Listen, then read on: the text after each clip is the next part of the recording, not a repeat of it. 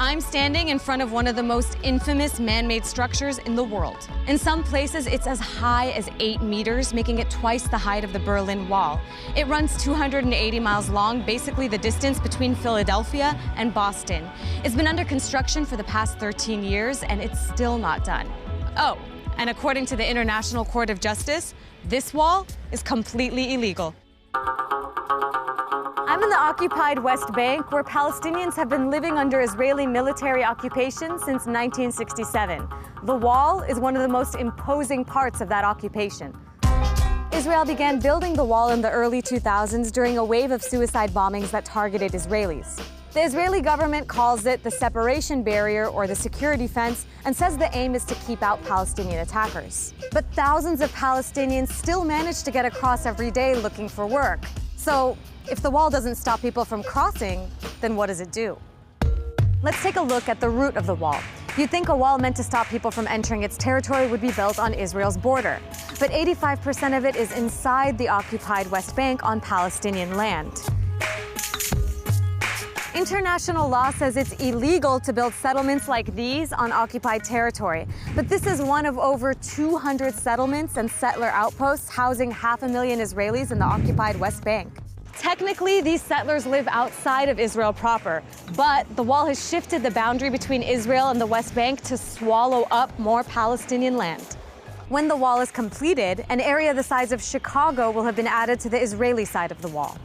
While settlers who live west of the wall are full Israeli citizens with rights and benefits, the Palestinians who live in that same territory have none. This is the village of Dab'a near Qalqilia. It's just one of many Palestinian villages that lost at least half of its land to the wall. Israel used dynamite to clear the path for the wall, damaging homes and the local school. In some parts, the wall is made of concrete, and in other parts, it's fencing, depending on the proximity to Palestinian homes. I'm standing at a gate that Israel only opens once a year to allow villagers to harvest their olives, which was once their main source of livelihood. What happens when the wall cuts right through a neighborhood? This entire Palestinian village called Hizma has been walled off from the rest of Jerusalem, except for the homes of a couple of Palestinian families that got stuck on the Israeli side of the wall. And people here aren't even allowed to go visit their old neighbors. Hizma is technically part of Jerusalem, meaning it's on Israel to provide the villagers services like trash pickup and security. But it doesn't, and the villagers are basically forced to fend for themselves. You'd think the biblical city of Bethlehem would have a booming tourism industry. But here, you can find one of the clearest examples of how the wall has devastated the Palestinian economy. Many businesses have shut down and families have left. When it's completed, Bethlehem will be completely cut off from its agricultural land, its churches, and more. The wall, along with a series of illegal Israeli settlements, are physically strangling the city, and it can't expand.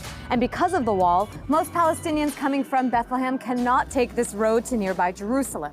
You can only get through this checkpoint if you have a special permit, which most Palestinians can't get. So there you have it. This wall, a fixture of the occupation, has destroyed neighborhoods, strangled the economy, and illegally grabbed more Palestinian land. Palestinians call it the apartheid wall. And the question is, how long will it stand?